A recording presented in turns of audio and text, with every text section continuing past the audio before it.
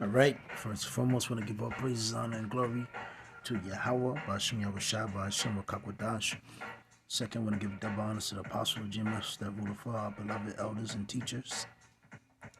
And three, want to say peace, blessings, salutations to the hopeful elect out there, the few aqua tuning in. This is Shaquaco Rock from GMS, Virginia. And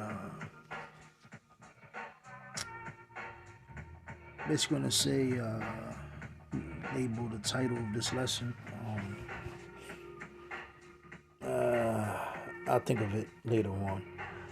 But this is Matthew 13 and 44. And go to verse 46.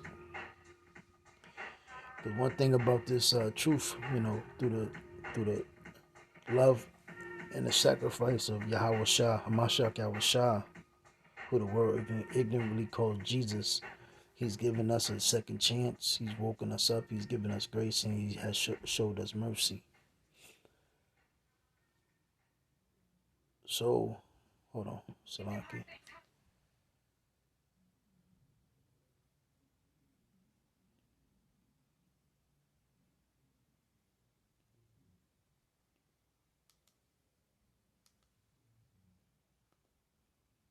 What the fuck is going on? Hold on.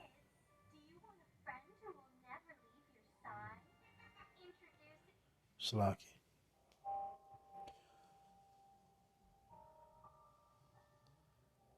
So through the grace and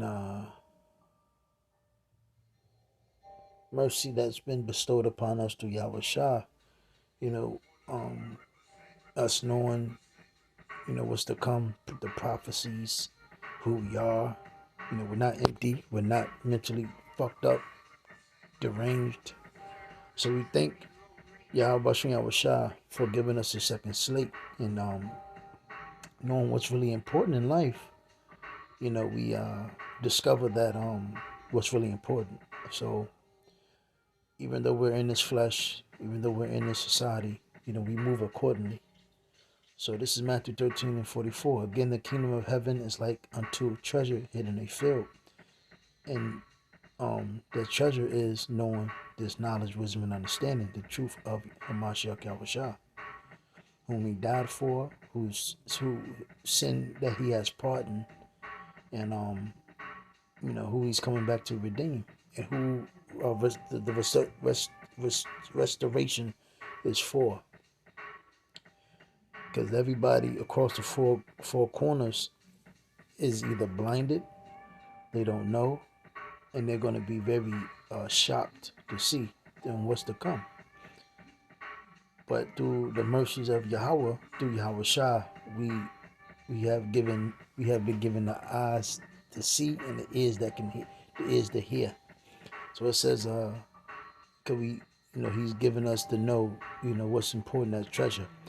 In the which when a man have found, he hideth, and for joy thereof goeth and selleth all that he hath and buyeth that field.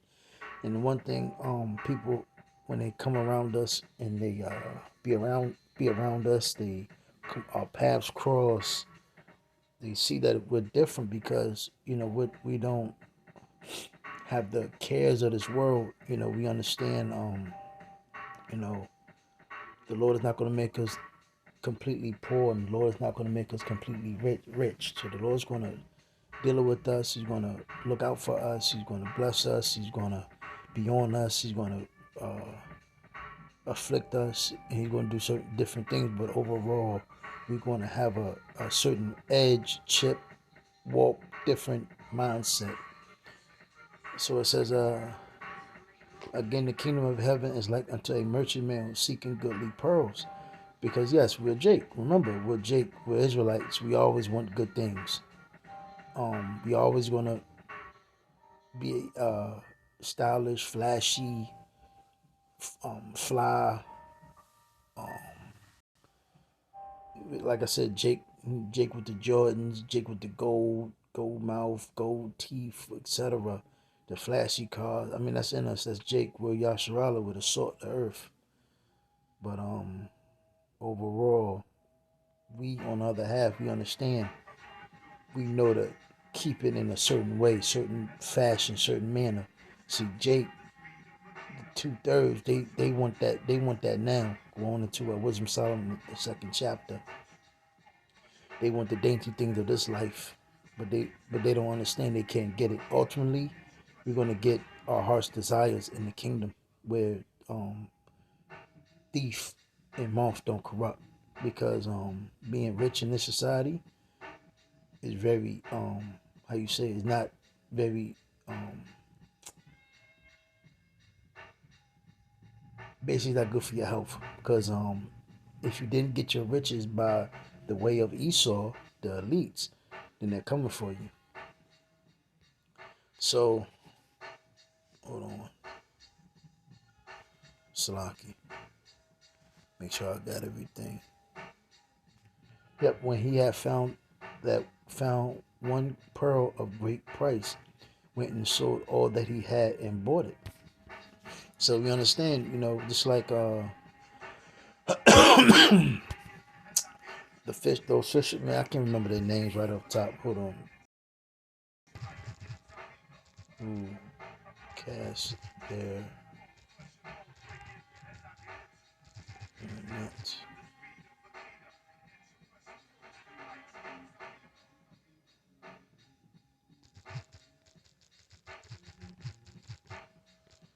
So I won't butcher their names. So it was Simon, Peter, and his brother Andrew that cast forth their nets and followed Yahweh Bashim Rashah because they believed and they understood. And the same thing as us. When we first heard and came across his truth, and even walking amongst his thing, because a lot of brothers, starting with the elders, the deacons, the bishops, and the younger brothers, you get what I'm saying. Brothers have been in this walk for, periods of times. And we still have that mindset that, we still understand what's important. We don't get how you say, persuaded, turned aside. We don't go, we don't covet over money, covet over women, covet over houses, covet over anything in this society, because we all know that things in this society are temperate. So we understand Ecclesiastes. We get 3 and 1. To everything there is a season, and a time to every purpose under the heaven. And we understand these things. We understand what's about to happen. We understand Esau's falling. Jake is rising up. That's like the scripture says, Esau's the end of the world, and Jacob is the beginning who followeth. Bear one moment. These fucking ads.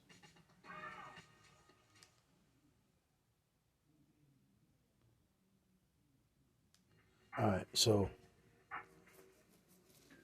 back at it. So it says a time to be born and a time to die, a time to plant and a time to pluck up that which is planted. And we understand Esau's kingdom is being plucked up, and our kingdom is being planted. Time to kill and a time to heal. A time to break down and a time to build up. And we understand, the Lord worked in all measurements. I think you can read that in Second Esdras, the 9th chapter, when it talks about how everything is done in the rightfully fashion of Yahweh. So it says, there's nothing, no time crossing, no other. Everything is done according. So a time to weep, a time to laugh, a time to mourn, and a time to dance, a time to cast away stones, and a time to gather stones together, a time to embrace, and a time to refrain from embracing, a time to get, and a time to lose, a time to keep, and a time to cast away, a time to rent, and a time to sue, a time to keep silence, and a time to speak, a time to love, and a time to hate, and a time of war, and a time of peace. So we understand these things. So we have a great balance given by Yahweh Shah. So Matthew 6 and 33, he keeps us in this remembrance, and that's why he afflicts us at times, to keep us in that remembrance, to keep that chip on our shoulder, keep us on our toes. And you can only but love it. Once you start getting tired and start resenting those scourges, that's when you're gonna fall out. That's when you're gonna start forgetting. Matthew 6:33. But seek ye first the kingdom of Yahweh Bashem Yahushua and his righteousness, and all these things shall be added to you. Take therefore no thought for the morrow, for the morrow shall take thought for the things of itself. Sufficient unto the days is the evil thereof. So again, first we seek Yahweh Bashem Yahushua and our kingdom. And then everything else will fall into place. There's certain things that we can take care of, and certain things we can't. You don't stress yourself out. You don't make yourself become too depressed. You ask brothers, you ask great men, your leaders, elders, how how to move for wisdom, knowledge, and understanding, for guidance and correction. For things how to move. Brothers are seasoned, man. And the Lord did it in that fashion for a reason. So it says, let me see.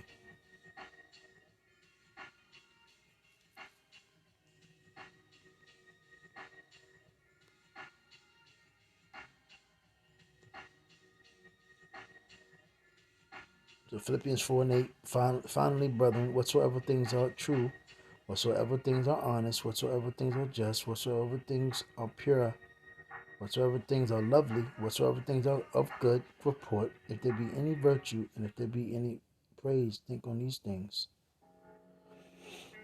And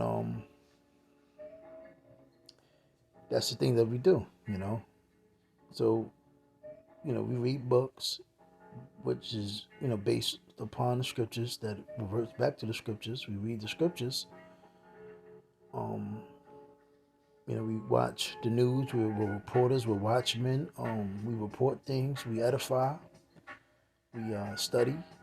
We stay close to each other. We pray. And, we try to stay on point. And we try not to, allow this flesh to control our minds or control us. Because if you rule by the flesh, that leadeth unto death. Let me see. Philippians 4. Let me see this. Let me see.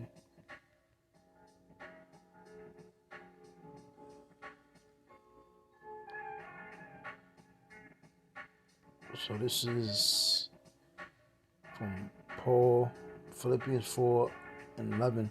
Not that I speak in respect of want, for I have learned in whatsoever state I am, therewith to be content. I know both how to be abased, and I know how to abound.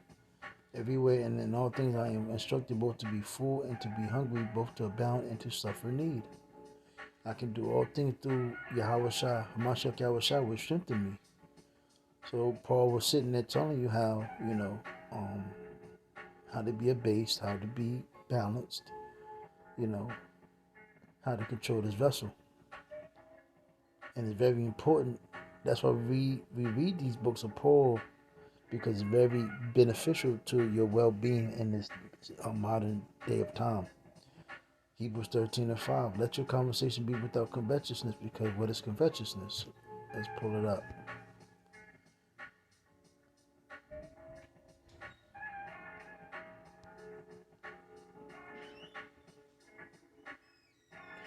Covetous, marked by inordinate. What's inordinate? Inordinate is exceeding reasonable limits, and moderate.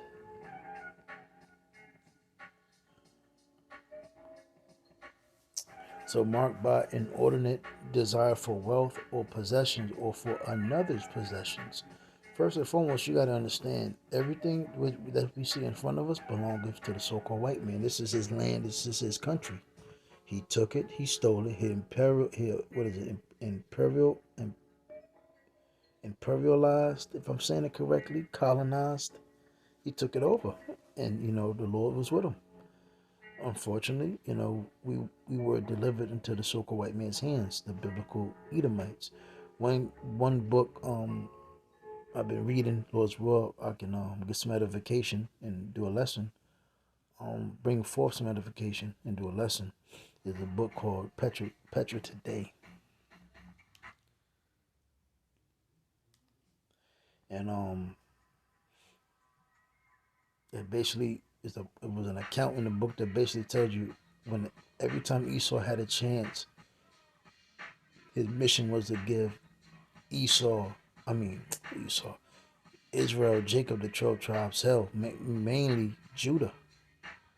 You know, because it tells you, it even tells you, damn, I was just reading it yesterday. Oh man, damn. It basically said, she was heavy. Um, Whenever they had, let's roughly paraphrase. I don't have the book right next to me. Whenever Esau had a chance, they had to get the control of Judah to get the upper hand and to stay in the power and to get the power. So basically, in order to get power, they had to take down the Israelites. Start with mainly Judah to keep the power and to stay on top. And what Esau does is to keep our people weak and keep our people disturbed and all over the place. They basically dangle gifts. Like the scripture says, a gift destroyeth the heart. So that's what Esau does. Since he's conquered you, you're not a threat anymore. All he does is keep dangling gifts in front of you and makes it seem like you can achieve it or obtain it, which will never happen. And that's why when our people covet over things, hey, you see what's going on in this world. I say more. So let your conversation be without covetousness and be content with such things as you have, because everything that Jake talk about is covetousness, wanting something else, wanting something else. When you hear women, I want a good man, I deserve a good man, they don't even know what a good man is. They had plenty of them. When when you sit down and talk with dudes, I want this and I want that and I want this and I want that and I just want to be rich. I just want some money. I just want to live peacefully. Nigga, how the fuck can you live peaceful in a fucked up, corrupt country, man? So it says, and be content. So again, if your health is good, if you got a place to stay, you can pay your bills. Now, I'm not sitting there saying, stay in some old rinky-dink, busted, fucked up situation. Nah. But if you live in something good, decent, hey, be content. Brothers learn how to deal with each other, or you got a woman, y'all can live together. Hey, learn how to work together. But here it is, how as what is it? The so-called black church preached prosperity. The fuck is a prosperity in captivity, man? Doesn't make sense. So it says, for he have said, I will never forsake thee, nor leave thee, nor forsake thee.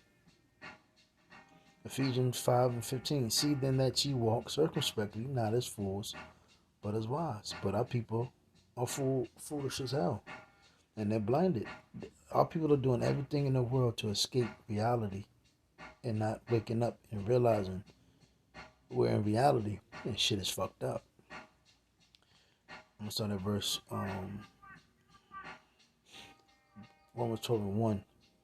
I beseech you therefore, brethren, by the mercy of Yahweh Bashim Yahushua, that you present your body as a living sacrifice, holy, acceptable unto Yahweh Bashim Yahushua, which is your reasonable service. So we understand, our reasonable service is that, and that is to search out and stay close to Yahweh Bashim Yahushua, honor those names, and push His gospel, and keep our eye focused, single upon the kingdom. And be not conformed to this world, but be ye transformed by the renewing of your mind, that you may prove what is that's good and acceptable and perfect will of Yahweh Shah. And through that, through the blessing and the light that was given to us through Yahweh Shah, we have the eyes to see and the ears that we can hear. Lord's will, you edified. Shalom.